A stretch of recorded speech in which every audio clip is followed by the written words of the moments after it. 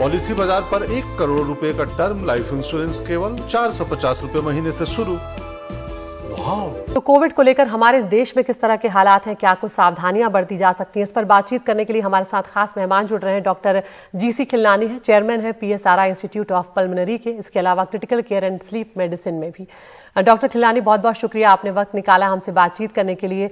चीन में जो हालात है डॉक्टर साहब, उसने सबको कहीं ना कहीं डरा दिया है। अगर इस वक्त हमारे देश के बारे में बात की जाए तो किस तरह की स्थिति आप देख रहे हैं कोविड को लेकर? तो मिस अदिति, डरना तो खैर लाजमी है, पैनिक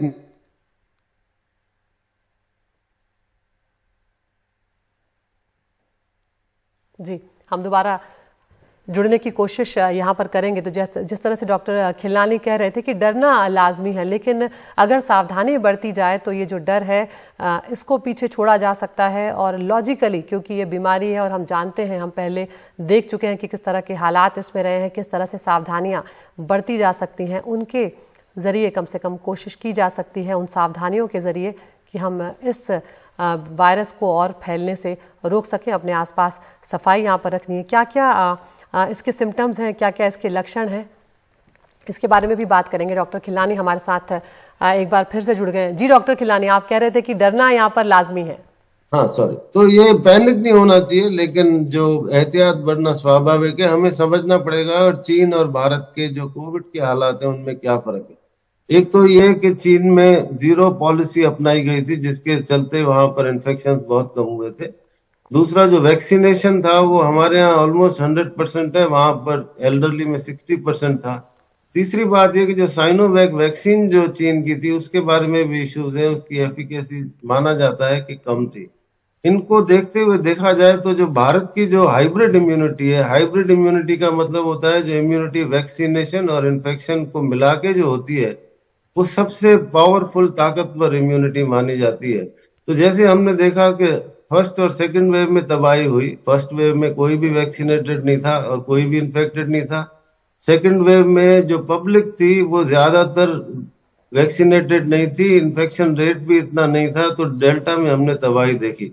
लेकिन जब तीसरा वेव आई ओमिक्रॉन की जनवरी में, जिसमें कि हांगकांग में भी डेथ्स हुई थी, इंडिया में डेथ्स इतनी नहीं हुई, ICU एडमिशन नहीं हुए, हालांकि इन्फेक्शन बहुत थे। ये मैं आपको इसलिए बताना चाहता हूं कि भारत में इन्फेक्शन आने की संभावना है। जैसे आपने बताया आगरा में एक केस आ गया, पता नहीं कितनों को इन्फेक्ट किया गया है। और ये जो नया वेरिएंट आया है इसकी कंटेजियसनेस बहुत ज्यादा है, इसका R0 फैक्टर बहुत ज्यादा है, 16 है, 18 है, ये पिछले ओमिक्रॉन से भी ज्यादा है।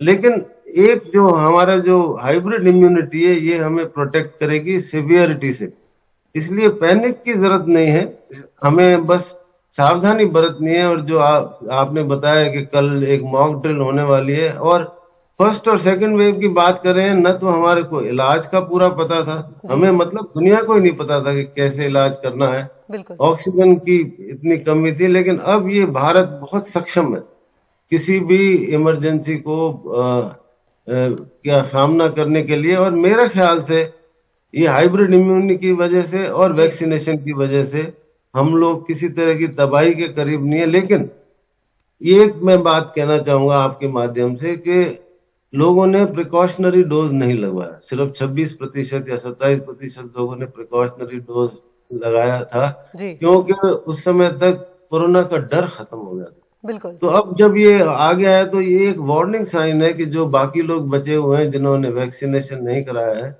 उनको जल्दी से जल्दी वैक्सीनेशन कराना। डॉक्टर साहब, ये जो बात आप कह रहे हैं उसी का मैं जिक्र करने जा रही थी कि लोगों के मन में अब ये भी है कि अब सबको पता है कि क्या होता है, कितने दिन लगते हैं, किस तरह के लक्षण होते हैं। तो कई बार लोग बिना टेस्ट करवाए घर पर ही आइसोलेट होकर ठीक होने का इंतजार भी करते रहते हैं। तो क्या आपको लगता है कि क्या वो तरीका ठीक है, या अब जिस तरह के हालात चीन में पैदा हुए हैं, या अब ये संक्रमण फैल सकता है तो अब टेस्ट करवाना ही चाहिए लोगों को?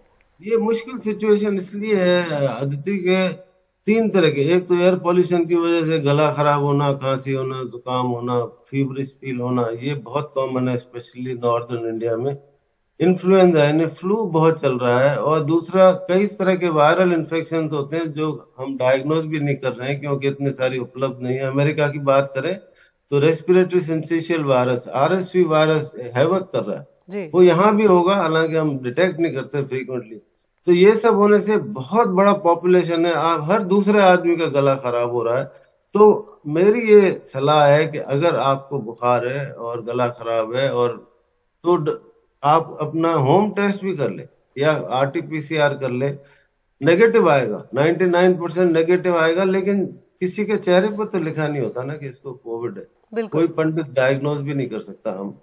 तो इसलिए जरूरी है कि सतर्क रहें, और सतर्कता 2 लेवल पे चाहिए। जो ये फैसला हुआ है कि 5 देशों की एक सूची बनी है जिसके सारे ट्रेवलर्स को टेस्ट कर दिया जाएगा, बिल्कुल। वो एक बड़ा सतर्कता, लेकिन इसमें एक राइडर है।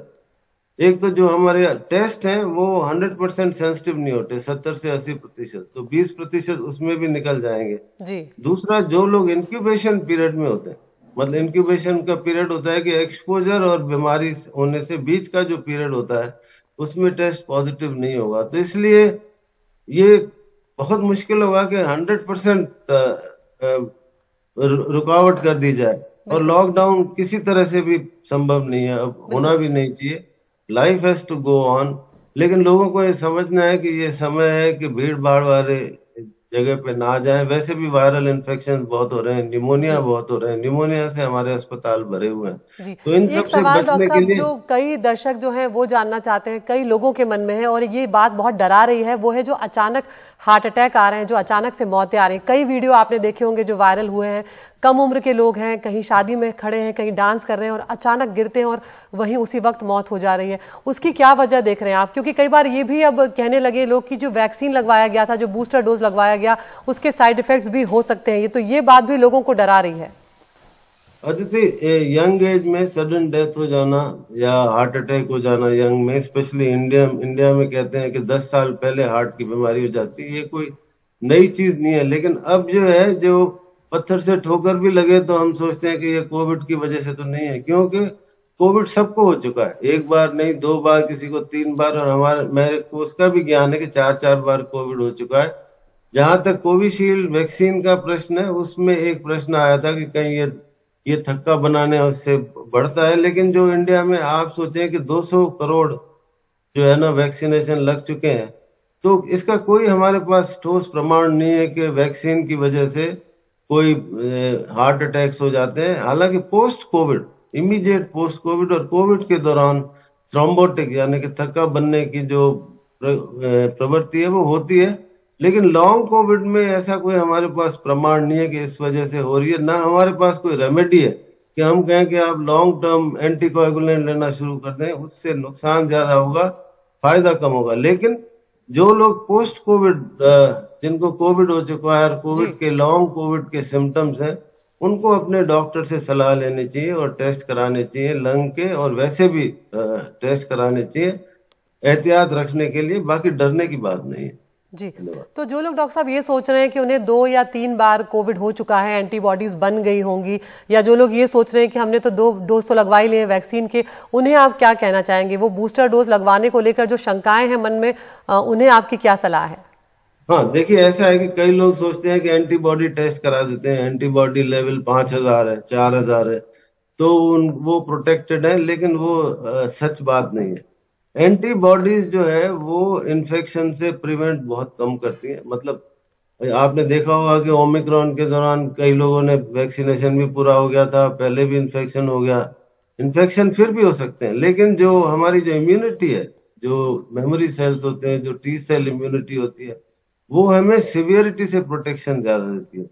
जैसे जैसे हमारा ज्ञान बढ़ता गया, हमें ये पता चलता गया कि जो वैक्सीनेशन और जो भी इम्यूनिटी है वो हमें डिजीज की सिवियरिटी से बचाएगी। इन्फेक्शन के चांसेस थोड़े से कम होते हैं वैक्सीन की वजह से या एंटीबॉडी लेवल की वजह से। इसलिए एंटीबॉडी टेस्ट कराने का कोई फायदा नहीं है उससे न तो आपको कोई मन में कोई तसल्ली होनी चाहिए, न ये होना चाहिए कि मेरे एंटीबॉडी तो 4000 है तो मैं आराम से मास्क के बिना घूमूं, वो भी गलत होगा। तो इसलिए एंटीबॉडी पे डिपेंड ना करें। लेकिन फिर से कहूंगा कि अगर आपने प्रिकॉशनरी डोज नहीं लगाया है उसको लगाएं, और थोड़ा कोविड अप्रोप्रिएट बिहेवियर, एटलीस्ट जहां जहां भीड़ है, जहां हवाई जहाज में जा रहे हैं, कहीं बसों में जा रहे हैं, ट्रेन में जा रहे हैं, जहां भीड़ ज्यादा है, वहां एक सिंपल सा मास्क पहन ले और फिर अपने नॉर्मल जिंदगी जिए। यही मेरी सलाह होगी। बिल्कुल डॉक्टर साहब, बहुत बहुत शुक्रिया, आपने वक्त निकाला हमसे बातचीत करने के लिए और ये अहम जानकारियां हमारे साथ साझा